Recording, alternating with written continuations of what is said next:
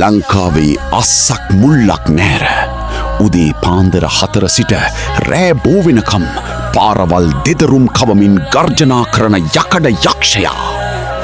ලංකාවේ ප්‍රවාහන ක්ෂේත්‍රයේ සහ බස් ලෝලීන්ගේ හදවත් තුළ නොමැකෙන සලකුණක් තැබූ වෙන කිසිම බස් රථයකට නොලැබුණු මහා ආකර්ෂණයක් හිමි කරගත් ඒ අසහාය නාමය අශෝක් ලේලන්ඩ් වයිකින්.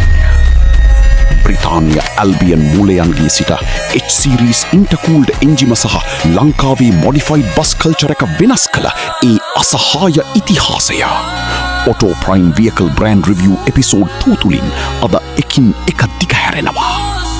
1960 ගණන්වල බ්‍රිතාන්‍යයේ ලේලන්ඩ් සමාගම සහ ස්කොට්ලන්තයේ ඇල්බියන් මෝටර්ස් එකතු වී ලෝකයට හඳුන්වා දුන් වයිකින් චැසි එක. පසුව ඉන්දියාවේ හින්දුජා ගෲප් සහ ලේලන්ඩ් එකතුවෙන් අශෝක් ලේලන්ඩ් ලෙස නිෂ්පාදනය ආරම්භ වෙනවා. ලංකාවට මේ යෝධයාගේ ආගමනය සිද්ධ වෙන්නේ පනාගොඩ පිහිටි ලංකා අශෝක් ලේලන්ඩ් LAL කර්මාන්තශාලාව හරයි. LAL සමාගම හරහා ඉතාම වේගීන් චැසි එකලස් කර පාරට දැමීමට ඔවුන් කටයුතු කළා. ලංකාවේ රියදුරන් සහ පරණ මිනිස්සු අතර ප්‍රසිද්ධ කතාවක් තිබුණා. ලේලන්ඩ් කියන්නේ ලොරි චැසියකින් හදපු බස් එකක් කියලා. නමුත් ඇත්තම තාක්ෂණික සත්‍ය ඒකේ අනිත් පැත්ත. ඇල්බියන් සහ ලේලන්ඩ් සමාගම මුලින්ම ඩිසයින් කළේම මගී ප්‍රවාහනය සඳහාම වෙන්වුණු අතිශය ශක්තිමත් වයිකින් බස් චැසි එකයි. එහි තිබුණු හෙවි ඇක්සල්ස්, අධික දරා ගැනීමේ හැකියාව සහ දැවැන්ත ටෝක් එක කොච්චර සාර්ථකද කිව්වොත් පස්සේ කාලෙක මේ බස් චැසියේ පදනමම යොදාගෙන තමයි ලොරි සහ හෙවි ඩියුටි ට්‍රක්ස් නිෂ්පාදනය කරන්නත් පටන් ගත්තේ. මූල් කාලීන AL 370 එන්ජිමේ සිට පසු කාලීනව ආපු H-series 6 cylinder turbocharged intercooled engine එක, smooth synchromesh gearbox එක, air brake සහ power steering පද්ධතිය නිසා ලංකාවේ කඳුකරී සහ දුෂ්කරම පාරල් වල නොනවත්වා ධාවනය වීමේ පුදුම ශක්තියක් මේ වයිකින් රථයට ලැබුණා.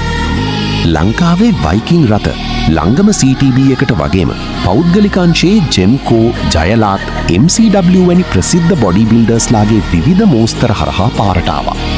නමුත් විශාලම ටර්නින් පොයින්ට් එක වුණේ 2004 සුනාමි ව්‍යසනයෙන් පසුවයි. විනාශ වූ ප්‍රවාහන පද්ධතිය නැවත ගොඩනගන්න ඉන්දීය රජයෙන් සහ විදේශීය ආධාර ලෙස වයිකින් බස් රථ විශාල ප්‍රමාණයක් ලංකාවට ලැබුණා.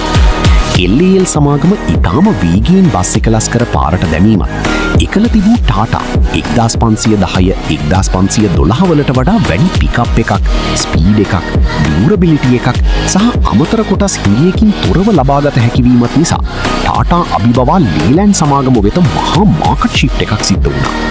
අඩු නඩත්තු වියදම, ලංකාවේ ඕනෑම තැනකින් ස්පෙයා පාර්ට්ස් සොයාගත හැකිවීම සහ රියදුරාට ලබා දෙන උපරිම පහසුව නිසා වයිකින් කියන්නේ බස් හිමියන්ගේ අංක 1 ආයෝජනය වුණා. මෙහි තියෙන අද්විතීය H-series engine sound එක සහ turbo air brake sound එක කියන්නේ ඕනෑම වාහන පිස්සෙකුගේ ලේ රත් කරන ශබ්දයක්. custom shell extensions, neon underclearance, chrome wheels සහ air horn සමගින් ලංකාවේ modified bus culture එකේ iconic චරිතය බවට පත් වුණේ මේ ලීලන්ඩ් වයිකින් රථයමයි. බස් චැසියේ ශක්තියෙන් ඇවිත් ලොරි පවා ජයගෙන ලංකාවේ ප්‍රවාහනයේ සහ බස් ලෝලීන්ගේ හදවත් දිනාගත් අසහාය නාමය Ashok Leyland Viking, the true king of Sri Lankan roads. මෙවැනිම තවත් දාර වාහනවල බ්‍රෑන්ඩ් රිවිව්ස් නැරඹීමට Auto Prime YouTube channel එක subscribe කරන්න. Facebook page එක follow කරන්න. Vehicle Brand Review episode 3 එකින් හමු වෙමු. We are Auto Prime.